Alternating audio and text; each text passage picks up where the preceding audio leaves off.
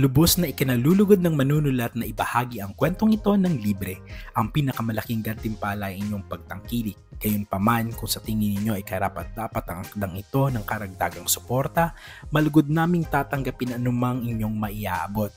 Maaari po ninyong gamitin ang QR code na nasa inyong screen. Anumang halaga ay makakatulong upang patuloy na makalikha ng mga bagong kwento. Tandaan, hindi po ito sa pilitan, kundi isang voluntaryong pagsuporta lamang. Maraming salamat po. Kung na-enjoy nyo ang kwento sa channel na ito, i-click mo na yung subscribe button sa baba at para sure na hindi ka maiwan, i-on mo na rin ang notification bell para ikaw ang unang makakita sa bagong upload namin. Ang nilalaman ng akdang ito ay buong-buong katang-isip lamang. Lahat ng pangalan ng tauhan, mga lugar at pangyayaring inilarawan ay mula sa malikhaing imahinasyon ng manunulat. Kung mayroon mang pagkakahawig sa mga pangalan ng tao, lugar o insidente sa tunay na buhay, buhay man o yumao, ito ay hindi intentional at isa lamang purong nagkataon. Mainit na ulit ang sinangag at longganisa. Nakaupo na ang lahat, sina Mang Lito, Aling Celia, Liam, Axel at ang dalawang bata na sina Luis at Luisa. Ang kainan ay maingay at masaya tulad ng inaasahan sa isang pamilya. O Luis, huwag kang magkalat dyan, kumain ka ng maayos. Akala mo ba'y wala tayong bisita? Saway ni Aling Celia ngunit may lambing. Pero nanay, masarap po kasi yung longganisa, depensa ni Luis habang punong-puno ang kanin ng kanyang bibig. Hayaan mo na Celia, bata yang kumakain, natatawang sabi ni Mang Lito habang inaabot ang longganisa kay Luisa. Habang maingay ang pamilya, tahimik naman si Axel. Natutuwa naman sila na kumakain ito ng sinangag, longganisa at itlog. Kumakain si Axel ng maayos, walang reklamo sa simpleng handa. Samantala, si Liam ay nagtimpla ng kape para kay Axel. Wala siyang kaping di kalidad, kaya ang ginamit niya lang ay asukal, instant coffee at gatas na powder. Ipinatong niya ang tasa sa harap ni Axel nang may pag-aalala. Baka hindi niya magustuhan ito, baka hinahanap niya ang mamahalin niyang kape sa Maynila. Kinuha ni Axel ang tasa at hinikop. Bigla siyang tumingin ng diretsyo kay Liam. "This is good, Liam," kalmadong sabi ni Axel pero may bahid na sinseridad sa kanyang boses. "I like this." Lihim na nakahinga ng maluwag si Liam. Ngunit hindi niya alam kung bakit at simpleng pag-amin ni Axel ay mas lalong nagbigay ng kakaibang init sa kanyang dibdib kaysa sa sarili niyang mainit na kape. Habang patuloy ang pagkain at kwentuhan, biglang tumingin si Mang Lito kay Axel. "Pasensya ka na sa bahay namin, Axel ha," sabi ni Mang Lito na may bahagyang pag-aalala sa muka. "Pinamana po sa amin ito kaya medyo luma na. Hindi naman namin magawang ipaayos dahil alam mo na sahod lang ni Liam ang inaasahan namin. Sigurado, hindi ito kasing ganda ng tinutuluyan mo sa Maynila pero sana nakatulog ka ng maayos kahit papano." Sa sandaling marinig ni Liam ang tanong, bigla siyang nabulunan. Halos malaglag ang kutsara niya sa plato. Mabilis niyang kinuha ang baso at uminom ng tubig. Hindi mapigilan ni Liam na maalala ang kanyang paggising kanina na nakadikit ito sa matipunong dibdib ng kanyang amo habang sila ay magkatabi sa sahig. Ang alaala ay nagdulot sa kanya ng matinding kaba. Napunasan niya ang gilid ng kanyang bibig dahil sa pag-aalala. Binalingan siya ni Axel ng tingin. Sa seryosong mukha ni Axel, biglang sumilay isang mabilis at pambihirang ngiti. Ang ngiting iyon ay tila nagpahiwatig na naaalala rin nito ang pagtatabi nila kaninang umaga. Lumingon ang amo kay Mang Lito at kalmado itong nagsalita. "Huwag po kayong mag-alala, Tito," sabi ni Axel. "I had a good night's sleep. Napaka-komportable po ng kama ninyo." Ngumiti si Mang Lito at tumango. "Aba, mabuti kung ganon. Matibay nga talaga ang kama rito sa probinsya." Kasabay ng pagtatapos ng almusal, nagsalita si Aling Celia habang pinupunasan ang bibig ni Luisa. "Axel," simula ni Aling Celia na may ngiti. "Alam mo, yung mga bago mong damit na binili namin ay pinadala na namin sa laundry shop sa palengke kaninang madaling araw. Maaga kasi yung nagbubukas. Ayaw ko kasing suotin mo yung bago na walang laba," paliwanag ni Aling Celia. "Mabuti na lang may dryer na sila kaya tuyong-tuyo na mga damit mo. Kinuha na lang namin kaninang pauwi kami galing palengke." Napatingin si Mang Lito kay Axel. "Kaya ayos na anak, may mga t-shirt, shorts at syempre may underwear na din yun para may pamalit ka. Huwag kang mag-alala, malinis na yan. Pwede ka nang magtagal dito." Lalong namula ang mukha ni Liam. Ang dalawang magulang niya ay tila komportable sa pag-aanunsyo ng personal na gamit ni Axel. Lumingon si Aling Celia kay Liam. "Liam, kunin mo doon sa bayong yung damit ni Axel. Ayos na iyon anak, ilagay mo na sa kwarto niya pati yung bago niyang underwear." Tumayo si Liam nang walang imik, ang mukha ay nagliliyab sa hiya. Napakahirap magtago ng tensyon kung ang nanay mo mismo ang nag-aanunsyo ng underwear ng amo mo sa hapagkainan. Sige po nanay, halos pabulong na sagot ni Liam at mabilis siyang naglakad patungo sa bayong ng mga pinamili. Tumingin si Axel kay Liam, ngunit bago pa man umalis si Liam, nagpasalamat ito kina Mang Lito at Aling Celia. Maraming salamat po tita at tito, sabi ni Axel. Hindi ninyo po sana inabala yung sarili. Umiti lang ang mag-asawa. Pumasok si Liam sa kwarto, pitpit ang bayong na naglalaman ng mga bagong laba, tuyong damit. Ibinagsak niya ang bayong sa sahig at sinimulang ayusin ang mga damit. Inilabas niya ang mga nakatiklop na t-shirt, shorts at ang pinakahuli ang ilan pang piraso ng bagong underwear. Habang maingat na nilagay ni Liam ang mga t-shirt sa ibabaw ng cabinet, biglang bumukas ang pinto. Si Axel ang pumasok, hawak nito ang laptop bag na kinuha niya sa kotse kanina. Tahimik lang si Axel habang naglalakad papasok at tinitigan si Liam na abala sa pag-aayos ng kanyang damit. Sir Axel, nauutal na bati ni Liam. Inaayos ko lang po yung damit ninyo. Heto na po yung mga bago. Huminga naman ng malalim si Axel at tinitingnan ang mga damit, lalo na ang mga underwear na nakita niya sa cabinet, ngunit ang tingin nito ay bumalik kay Liam. Ang galing mo naman magayos, kalmadong sabi ni Axel. Para kang asawa kung nag-aayos ng damit.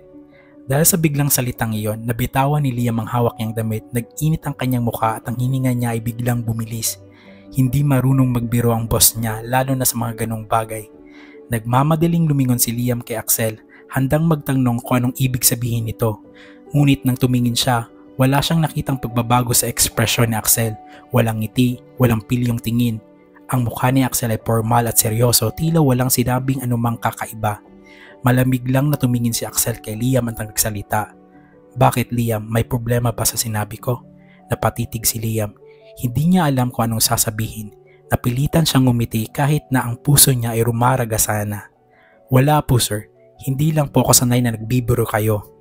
Hindi ako nagbibiro, iyon lang ang sinabi ni Axel at inilapag nito ang laptop bag sa kama at sinimula ng buksan ng zipper na tila ba tapos na ang usapan. Tumingin ito muli kay Liam. Please call me Axel, we are not in the office anymore, we are at your home. Hindi naman nagsalita si Liam at tumango na lang ito. Tumingin na si Axel sa laptop. Gamit nito ang personal hotspot niya na para i-connect sa internet. May signal naman doon. Umalis na lang si Liam sa kwarto para di madistorbo si Axel. Sa sala, nakikipaglaro si Liam kina Luis at Luisa. Mahigpit niyang niyayakap ang dalawang bata dahil matagal niya ring hindi magkasama ang kanyang mga kapatid. Hindi niya maipaliwanag ang saya na nararamdaman sa piling ng kanyang pamilya. Habang naglalaro, lumapit si Mang Lito kay Liam at may mahinang sinabi, Anak, simula ni Mang Lito na may bahagyang pag-aatubili. May hihingin lang sana akong budget sa'yo, mga 5,000 anak, kasi darating mamayang hapon yung tagaluto. Sabi niya uumpisahan na raw niya yung katayin yung baboy para sa fiesta bukas. Napangiti si Liam. Ay oo tatay, okay lang yon. Pinag-ipunan ko yan sa fiesta natin, sagot ni Liam. Para kay Liam, ang fiesta ay higit pa sa pista. Ito ang tradisyon ng kanyang pamilya na kahit kailan ay hindi na hinahayaang mawala kahit pahirap na hirap sila sa buhay. Sandali lang tatay, kukunin ko lang yung bag, sabi ni Liam. Hindi niya namalaya nakatayo na pala sa likuran nila si Axel. Tahimik itong nanonood sa paglalaro ni Liam at mga bata. Ngayon tapos na ito sa pag-aayos ng sarili at sa trabaho nito sa laptop sa kwarto. Narinig ni Axel ang buong usapan. Walang imik itong kumuha ng 10,000 mula sa wallet niya at inabot kay Mang Lito. Nagulat si Mang Lito. Ay Axel, huwag na anak. Nag-usap na kami ni Liam sa budget, pagtanggi ni Mang Lito. Lumingon si Liam at nakita niya ang 10,000 sa kamay ni Axel. Sir Axel, huwag na po. Kaya ko naman po, mabilis na sabi ni Liam na labis na nahihiya. Biglang tumingala si Axel kay Liam, tumingin ng seryoso. Axel, sabi ko, Axel, wala tayo sa opisina. Pagtatama ni Axel na para bang isang simpleng pagkakamali ang ginawa ni Liam. Ngunit mapilit pa rin ito. Walang pagbabago ang seryoso nitong ekspresyon. Ang kamay nito ay nakahawak pa rin sa pera at pinipilit na bibigay kay Mang Lito. Tanggapin niyo na po tito, tulong ko na din po sa fiesta ninyo, sabi ni Axel. Hayaan niyo po akong tumulong. Napatigil si Mang Lito. Sa bandang huli, dahan-dahan niyang kinuha ang pera. Naku, salamat anak, maraming salamat sa tulong mo, emosyonal na sabi ni Mang Lito. Si Liam naman ay biglang pumasok ng kwarto at sinundan naman ito ni Axel. Mabilis na isinara ni Liam ang pintuan ng kwarto. Napabuntong hininga siya. Ramdam ang frustration dahil sa biglang pangingialam ni Axel. Agad niyang kinuha ang kanyang backpack at hinanap ang wallet. Paglingon niya, nakita niya si Axel na nakasandal sa pintuan, kalmado at seryoso, tila naghihintay lang. Axel, hindi ka dapat nagbigay ng pera, mariing sabi ni Liam at tuluyan nang nawala ang formalidad sa kanyang boses. Nagulat si Axel. Ang Liam na nakikita niyang laging palabiro ngunit ngayon tila may apoy sa mata at hindi natatakot na questionin ang kanyang amo. Tulong ko yun Liam, kalmadong sabi ni Axel. Hindi ko matatanggap yun, pilit ni Liam at inilabas niya ang 5,000 mula sa wallet niya. Inaabot niya ito kay Axel. Heto na ang 5,000. Yung kulang na 5,000 utangin ko na lang sa iyo. Hindi ko pa kayang bayaran ang 10,000 ng buo. Tinaasan lang ni Axel ng kilay si Liam. Hindi niya tinanggap ang pera. Anong gagawin ko dyan? Ibabalik ko ang pera mo. Ayokong maging abusado sa paningin ng iba, may diin na sabi ni Liam. Huwag kang mapilit. I gave the money willingly. You don't need to pay for it. Formal at mabigat na sabi ni Axel. Pero kaya ko. Kaya ko ang fiesta namin. Dapat isauli ko ito. Tumayo si Axel ng tuwid at biglang naging malamig ang kanyang aura. Wala nang lambing kundi ang authority ng isang general manager. Tama na Liam, seryosong utos ni Axel. That is my final decision. Hindi ka magbabalik ng pera at huwag mong uulitin yan. Ako ang magdidesisyon and tapos na ang usapan. Sa pagkasabi nito, tumalikod si Axel, binuksan ang pinto at walang imik na lumabas ng kwarto. Naiwan si Liam na nakatayo, hawak ang 5,000 sa kamay at tulala sa silid. Hindi siya makapaniwala na biglang nagbago ang boss niya at hindi na siya binalingan pa ng tingin. Dahil sa matinding inis, nilapitan niya ang pintuan at nilak na iyon. Pagkatapos tumalikod siya, naglakad patungo sa kama at padabog na humiga, hawak pa rin ang pera. Samantala sa sala, tahimik na bumalik si Axel mula sa kwarto. Walang bakas ng pagtatalo sa kanyang mukha, seryoso pa rin ngunit kalmado. Sa pagkakita kay Axel, tumakbo ang kambal na sina Luis at Luisa patungo sa kanya. Kuya, kuya, sabay na tawag ng dalawa at niyakap ang mga binti nito. Lumingon si Axel at sa halip na magulat o magreklamo, natural lang niyang hinawakan ang 2 bata at walang kahirap-hirap na kinarga silang dalawa ng magkabilang braso nito. Kuya Axel, may chocolate ka ba dyan? Tanong ni Luisa na nakatingin sa mukha ni Axel. Wala, bakit? Tanong ni Axel. Gusto ko sana, alam ko po kasi masarap ang chocolate ninyo sa Maynila, pabulong na sabi ni Luisa. Kuya, gaano po kayo kayaman? Biglang siniko ni Luis si Luisa. Huwag kang ang ganyan Luisa, nakakahiya ka. Napatingin si Axel kay Luis at pagkatapos ay kay Luisa. Sa sandaling iyon biglang sumilay ang isang malawak na ngiti sa mukha ni Axel. Iyon ay isang taos-puso at pambihirang ngiti, isang emosyong matagal na niyang hindi nararamdaman at ipinapakita. Matagal na siyang hindi nakangiti ng ganon. Hindi mo na kailangang mahiya Luis, sabi ni Axel habang ang ngiti ay nananatili sa kanyang labi. Magtanong lang kayo, walang problema kay kuya. Ako kuya, may toy gun ka ba? Tanong naman ni Luis habang hinahawakan ang t-shirt ni Axel. Wala akong dalang ganyan ngayon, pasensya na, sabi ni Axel. Tiningnan niya ang 2 bata na bahagyang sumimangot. Pero dagdag ni Axel na may diin. Kung makakabalik pa ako ulit dito, magdadala ako ng napakaraming chocolate at toy gun na may ilaw. Biglang luminaw ang mukha ng kambal. Talaga kuya? Sabay nilang tanong. Oh, promise, sagot ni Axel at tinitigan sila sa mata. Dahil sa tuwa, niyakap ng 2 bata si Axel ng mahigpit. Habang kinakarga ni Axel ang kambal, pumasok si Mang Lito mula sa kusina, may daladalang baso ng tubig. Nakita niya ang pagiging natural ni Axel sa mga bata, napangiti siya. Ngunit nagbago ang ekspresyon ni Mang Lito, lumapit siya kay Axel. Iho, mahinahon na tawag ni Mang Lito. Pwede ba kitang kausapin ng masinsinan at pribado? Tiningnan ni Axel si Mang Lito at tumango, Opo, tito. O Luisa mga anak, sabi ni Mang Lito. Sige na, maglaro muna kayo sa labas. Tingnan niyo muna ang mga paligid. Nagmamadaling bumaba ang kambal mula kay Axel at tumakbo palabas. Pagkaalis ng mga bata, nagsimula si Mang Lito. Hawak niya ang wallet at ang kanyang mukha ay puno ng hiya. Iho, humihingi ako ng tawad, pasensya na, sabi ni Mang Lito dahan-dahang yumuko. Narinig ko ang pagtatalo ninyo ng aking anak. Bumaba ang tingin ni Axel, ngunit nanatili siyang kalmado. Wala po iyon tito, maliit na bagay lang po. Hindi iho, hindi maliit na bagay yon, tutol ni Mang Lito. Kaya ibabalik ko sa iyo ang pera, nahihiya ako sa iyo at lalong nahihiya ako sa anak ko. Hindi ko pwedeng hayaan na magtalo kayo dahil lang sa pera. Inilabas ni Mang Lito ang wallet niya at inabot ang 10,000 ibinigay ni Axel kanina. Hindi tinanggap ni Axel ang pera, walang imik lang itong nakatitig kay Mang Lito. Maya-maya, "Tito," sabi ni Axel, malumanay ngunit may otoridad. "Hindi niyo po kailangang ibalik yan.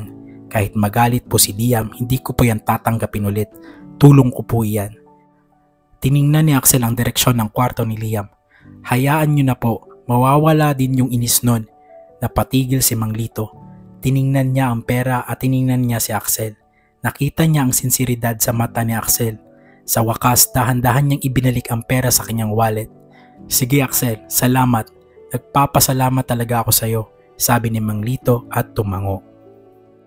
Nang matapos ang masinsinang usapan ni Mang Lito at Axel at habang nakatayo pa rin sila sa sala, biglang may kumatok at nagbukas ng pinto. Pumasok ang isang lalaki na gwapo at may magandang pangangatawan, halatang alagang gym. Nakasuot ito ng simpleng t-shirt at maong.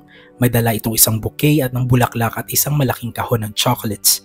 "Oh Ramil, ikaw pala anak," masayang bati ni Mang Lito at niyakap ang binata. Siya yung Ramil na tinutukoy ni Chloe na high school crush ni Liam. "Tito Lito, kamusta po kayo?" sabi ni Ramil na nakangiti. "Para kay Liam po ang mga bulaklak, tito." Biglang ngumiti si Mang Lito ng malawak. "Ikaw talaga Ramil, may bulaklak ka palang dala para kay Liam. Hindi ka pa rin nagbabago. Ngayon hindi na isang pinitas lang sa kapitbahay, isang bouquet na. Laki na din ang pinagbago mo, lalo kang gumapo," dagdag ni Mang Lito. "Si Liam po pala, nasaan po siya tito?" tanong ni Ramil. Nasa kwarto nagpapahinga muna," paliwanag ni Mang Lito. "Baka kailangan pa nun ng pahinga, mahaba kasi ang biyahe kahapon." Tumango na lang si Ramil. Pagkatapos, lumingon si Mang Lito kay Axel. "Axel, siya si Ramil, kaibigan ni Liam, kaklase noong high school," pagpapakilala ni Mang Lito. "Ramil, ito naman si Axel, siya ang boss ni Liam galing sa Maynila." Inabot ni Ramil ang kamay niya kay Axel na may ngiti. "Ramil pare." "Axel Viga," formal na pakilala ni Axel at nakipagkamay. Tinitigan ni Ramil ang mukha ni Axel. "Viga, parang pamilyar sa akin ang apelidong iyan," bulong ni Ramil sa sarili, ngunit mabilis niya itong inalis sa isip. Sino ba naman ang hindi nakakapamilyar sa Viga conglomerate? Ang ekspresyon ni Axel ay nanatiling seryoso ngunit tahimik siyang nagmamasid. Maya-maya ay nagsalita si Ramil. "Tito Lito," sabi ni Ramil, "may sisibakin pa bang kahoy? Ang alam ko, ang pagsisimula niyo sa paghahanda para bukas ay mamayang hapon. Kailangan niyo po ba ng tulong? Handa po ako," sabi ni Ramil. Ngumiti si Mang Lito. "Nako, marami pang sisibakin. Ako nga ang magsisibak na sana." "Nako Tito Lito, ako na po ang bahala. Dating gawi," sabi ulit ni Ramil. "Gusto ko din pong tumulong," sabi bigla ni Axel.